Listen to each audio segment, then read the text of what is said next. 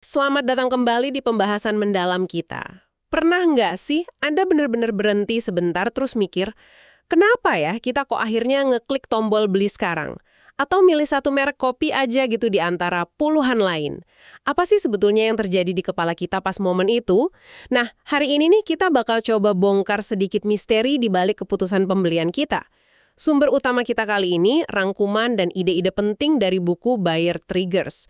Bukunya Ricky Scott, judul lengkapnya Buyer Triggers: The Hidden Psychology Behind Irresistible Marketing and Unstoppable Sales. Misi kita di diskusi ini yaitu ngupas lapisan-lapisan psikologisnya yang seringkali itu kerja di bawah radar sadar kita, tapi justru itu yang dorong kita sebagai konsumen. Dan ini penting loh, beneran. Mau Anda seorang pemasar yang pengen lebih jago, pengusaha lagi bangun merek, atau mungkin lagi nyiapin presentasi penting. Atau ya sekedar penasaran aja gitu, kenapa sih kita mau lakukan apa yang kita lakukan? Siap-siap ya, mungkin ada beberapa momen, oh gitu toh. Soalnya ternyata, nih, keputusan beli itu seringnya jauh lebih sedikit pakai logika daripada yang kita kira.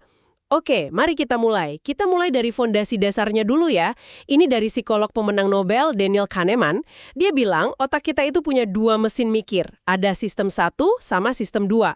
Sistem 1 itu yang cepat, otomatis, intuitif. Nah ini nih, emosional banget. Iya, terus ada sistem 2, yang ini kebalikannya. Lebih lambat, penuh pertimbangan, nganalisis dulu, pokoknya logis deh.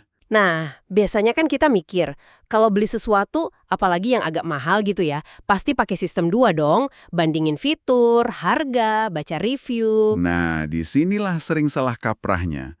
Buku Buyer Triggers ini justru nekenin, sebagian besar pemicu awal keputusan beli itu malah datang dari sistem 1, yang emosional tadi. Sistem 2 seringnya baru datang belakangan, tugasnya. Cuma nyari alasan logis buat membenarkan keputusan yang sebenarnya udah deal duluan di level perasaan, gitu. Wah. Jadi intinya, hampir semua keputusan beli kita startnya dari perasaan ya, bukan pikiran sadar gitu. Bisa dibilang gitu. Terus logika kita cuma jadi tim hore aja buat ngedukung keputusan hati. Wah, ini agak ngerubah cara saya lihat iklan nih jadinya. Hahaha, iya bisa jadi. Kalau dipikir-pikir, coba deh Anda ingat-ingat lagi kapan terakhir beli sesuatu yang agak impulsif. Mungkin sepatu baru yang tiba-tiba nongol di IG, gadget baru padahal yang lama masih oke banget, atau langganan aplikasi baru yang rasanya kok harus punya gitu. Tepat sekali. Pasti ada semacam rasa klik atau srek gitu kan, yang muncul cepat banget. Iya sih, benar juga. Nah, itulah sistem 1 Anda lagi kerja. Implikasinya ini gede banget loh buat bisnis dan marketing.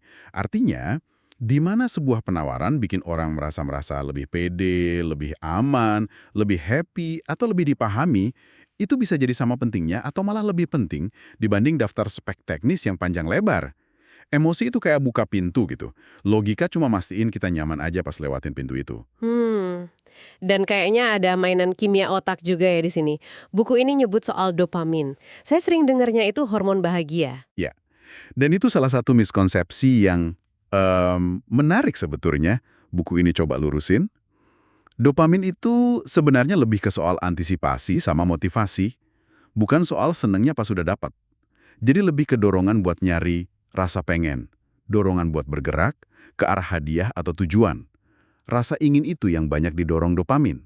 Oh, jadi bukan pas udah dapat barangnya kita seneng karena dopamin, tapi justru pas lagi ngejar atau ngarapin itu ya? Persis. Bahkan, riset nunjukin level dopamin bisa lebih tinggi pas kita mengantisipasi hadiahnya dibanding pas udah beneran dapat. Ini kunci penting buat marketing. Marketing yang efektif itu nggak cuma janjiin hasil akhir yang oke, tapi harus pinter bikin kita penasaran, membangkitkan keinginan dan antisipasi yang kuat soal transformasi atau pengalaman enak yang bakal didapat pembeli. Jadi, Anda nggak cuma jual serum muka, tapi Anda jual antisipasi rasa pede dengan kulit cerah pas ketemu klien penting minggu depan. Gitu contohnya. Oke. Nggak jual kursus coding, tapi jual antisipasi masa depan cerah setelah bisa coding. Masuk akal. Jadi membangkitkan rasa ingin itu penting banget ya? Krusial. Oke, jadi emosi dan antisipasi ini perannya gede. Tapi otak kita kan juga dirancang biar efisien ya, tiap hari dibanjiri ribuan info dan pilihan. Gimana caranya otak ngatasin ini tanpa ngelak? Yaitu, Dengan ngambil jalan pintas mental. Ini yang namanya bias kognitif atau cognitive biases. Penting nih buat diingat. Kayak yang ditekankan buku ini juga, bias ini tuh bukan cacat mikir loh ya, tapi lebih ke mekanisme adaptasi. Biar kita bisa ambil keputusan cepat di dunia yang ruwet ini. Semacam aturan praktis bawaan otak kita lah. Dan aturan praktis ini pasti ngaruh banget ke cara kita belanja ya. Seringnya tanpa kita sadar penuh gitu. Banget. Buyer triggers ini ngebahas beberapa yang paling kuat pengaruhnya. Coba kita lihat beberapa contoh ya. Pertama, kelangkaan atau scarcity. Anda pasti sering lihat kan, stok terbatas, tinggal 3 kamar, diskon cuma sampai tengah malam. Kenapa sih ini efektif banget? Iya, kenapa tuh? Karena secara psikologis, kita tuh cenderung lebih tergerak oleh rasa takut kehilangan sesuatu, fear of missing out atau FOMO, itu daripada oleh potensi dapat sesuatu yang baru. Kelangkaan itu bikin rasa urgensi, jadi kita pengen cepet-cepet ambil tindakan. Tapi, apa sekarang konsumen nggak makin pinter? Apa trik kelangkaan gitu masih senampol dulu?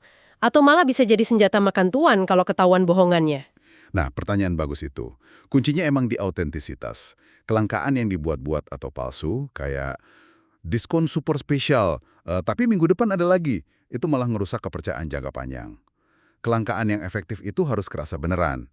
Dan ada alasannya.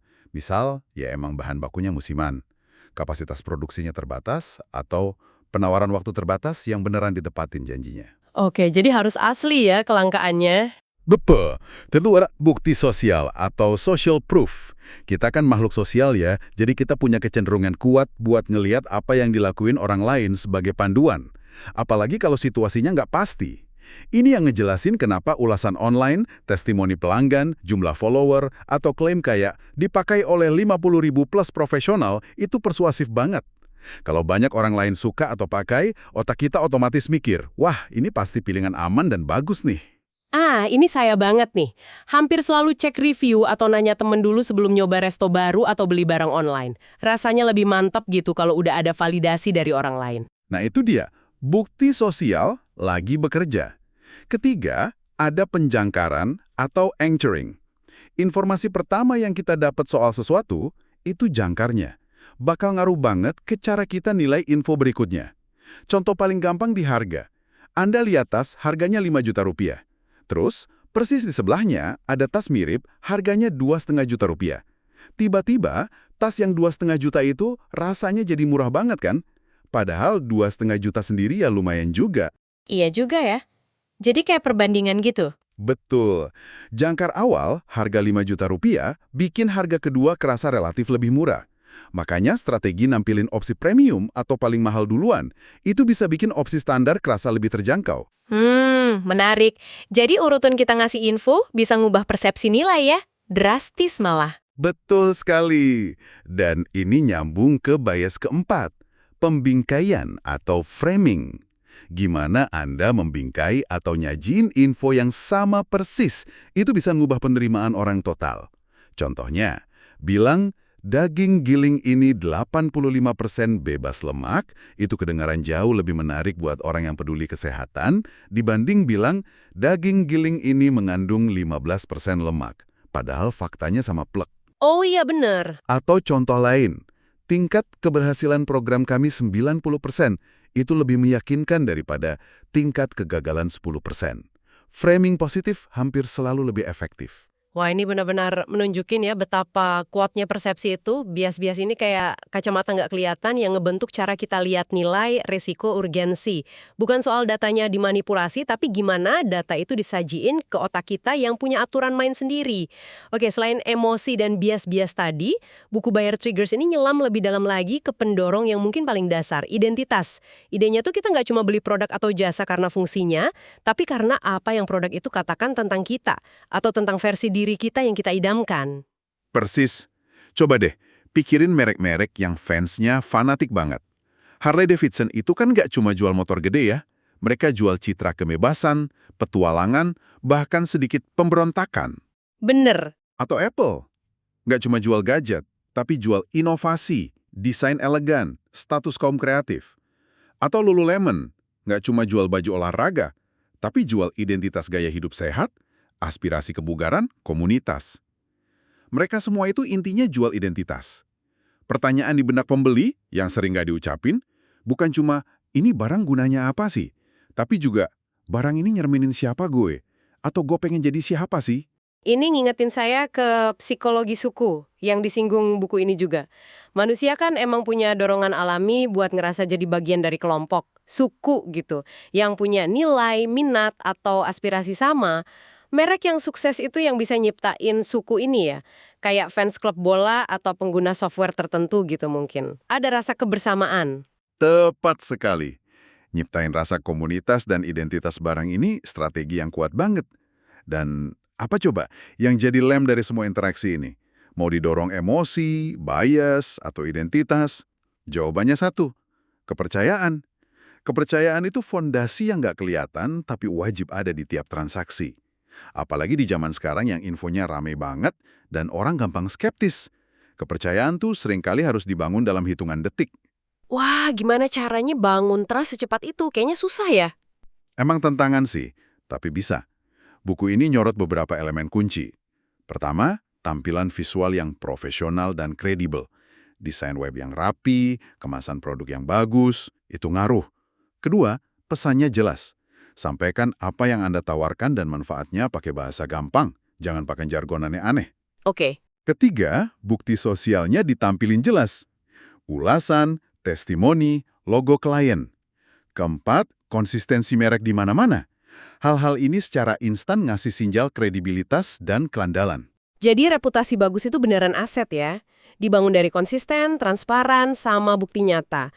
Kalau orang udah percaya, kayaknya proses jualannya jadi lebih enteng ya. Jauh lebih enteng. Kepercayaan itu ngurangin friksi sama keraguan. Nah, tantangan berikutnya nih, di zaman serba cepet ini, gimana narik perhatian di tengah lautan gangguan? Kita kan nggak cuma saingan sama bisnis lain, tapi juga sama notif medsos, streaming video, email. Perhatian udah kayak duit barang yang langka banget. Benar sekali. Perhatian itu gerbang pertamanya. Gimana nembusnya? Sumber kita ngasih beberapa taktik. Pertama, kejelasan ngalahin kecerdasan di judul atau pesan pembuka. Jangan bikin orang mikir keras cuma buat ngerti maksud Anda. Langsung to the point. Kedua, pakai pattern interrupts, sesuatu yang mecah pola atau ekspektasi normal dan bikin otak berhenti bentar. Pattern interrupts. Bisa kasih contoh lebih jelas nggak? Kayak gimana tuh praktiknya? Tentu, bayangin Anda lagi scroll medsos yang penuh warna, tiba-tiba ada iklan atau konten yang hitam putih doang. Itu pattern interrupt visual. Oh, oke. Atau di tengah hening, tiba-tiba ada suara unik dari iklan video. Atau pertanyaan yang provokatif banget di awal tulisan.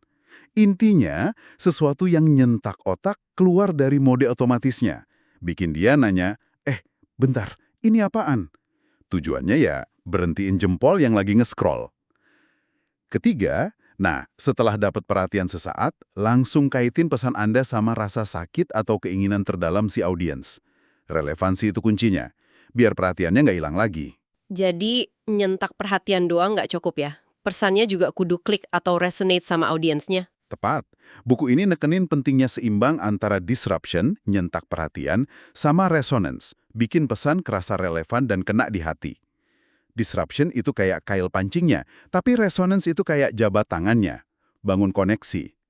Resonance itu muncul pas Anda ngomong pakai bahasa audiens, nunjukin Anda beneran paham masalah, harapan, sama mimpi mereka. Oke, jadi perlu dua-duanya ya, nyentak sama nyambung. Betul. Satu lagi nih, teknik psikologis yang kuat buat bangun keinginan. Future pacing. Ini tuh soal ngebantu audiens Anda ngebayangin secara detail dan hidup gimana rasanya masa depan mereka kalau masalahnya udah beres atau tujuannya tercapai gara-gara solusi Anda. Misalnya, bayangin deh 6 bulan dari sekarang, Anda bisa presentasi pede banget di depan klien gede. Atau rasain leganya pas Anda bisa liburan tanpa khawatir soal kerjaan. Otak kita tuh responsif banget sama gambaran mental yang emosional gini, jadi muncul tarikan internal yang kuat buat wujudin masa depan itu. Wah, pakai semua pemahaman psikologis ini soal emosi, bias, identitas, perhatian, emang kedengerannya kuat banget ya. Tapi ini juga bawa kita ke pertanyaan penting soal etika nih. Di mana sih batasnya antara persuasi yang etis sama manipulasi yang bisa ngerugiin? Ini pertanyaan krusial banget dan dibahas juga di Buyer Triggers. Buku ini coba narik garis batas yang cukup jelas. Persuasi itu menurut buku ini, seni ngebantu orang lain secara etis buat ambil keputusan yang beneran bagus buat mereka. Akarnya itu empati, pemahaman, transparansi. Tujuannya memberdayakan pembeli. Sebaliknya, manipulasi itu soal pakai tekanan, tipuan, atau manfaatin kelemahan psikologis orang lain buat untung sepihak. Seringnya sambil nyembunyiin info penting atau ngelebih-lebihin klaim. Bedanya tipis dong ya kadang. Kuncinya di niat sama transparansi. Persuasi yang baik itu harusnya bikin dua pihak ngerasa menang. Kalau manipulasi, seringnya ninggalin rasa nyesal atau ngerasa kejebak di salah satu pihak. Terus gimana dong caranya kita bisa terapin prinsip psikologi ini tapi tetap jaga integritas? Ada saran praktisnya nggak? Prinsip utamanya sih tempatin kepentingan pelanggan di depan. Pertama, utamain empati. Coba beneran pahami kebutuhan, kekhawatiran, tujuan mereka. Bukan cuma nge-push produk kita. Kedua, transparan sebisa mungkin. Radikal malah. Jelasin apa yang Anda tawarin, gimana kerjanya, plus minusnya apa. Jangan ada cetakan kecil yang disembunyiin. Oke, jujur ya berarti. Iya. Ketiga, hormati otonomi pembeli. Kasih mereka info yang cukup buat bikin keputusan terbaik buat diri mereka. Dan hargai keputusan itu. Bahkan kalau artinya mereka nggak jadi beli dari Anda saat itu. Jadi pakai psikologi buat memperjelas nilai dan bangun keyakinan, bukan buat bikin bingung atau manfaatin emosi negatif. Jadi fokusnya ke hubungan jangka panjang ya, bukan cuma transaksi sesaat. Paling berharga buat bisnis jangka panjang.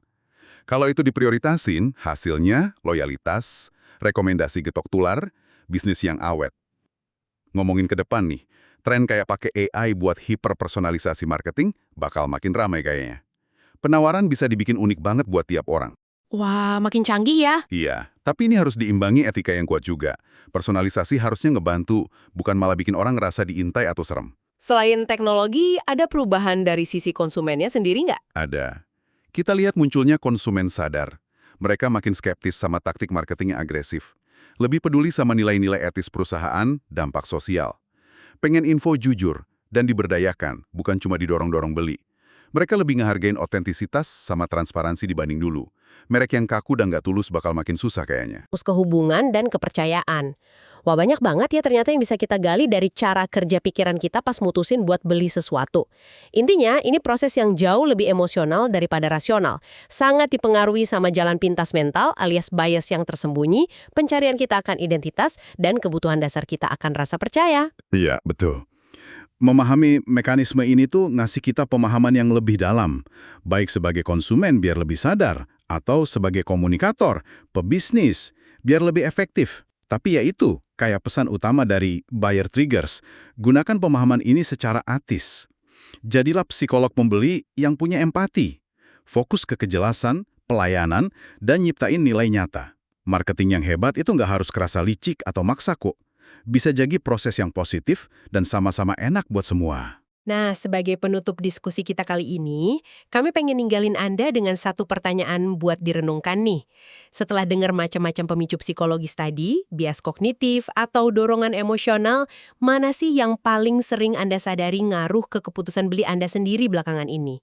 Dan lebih jauh lagi, gimana Anda bisa terapin pemahaman baru soal psikologi ini secara etis dalam cara Anda komunikasi? Entah itu di kerjaan, bisnis, atau bahkan dalam ngobrol sehari-hari. Coba direnungkan ya. Terima kasih banyak sudah menyimak pembahasan mendalam kita kali ini. Sampai jumpa di kesempatan berikutnya.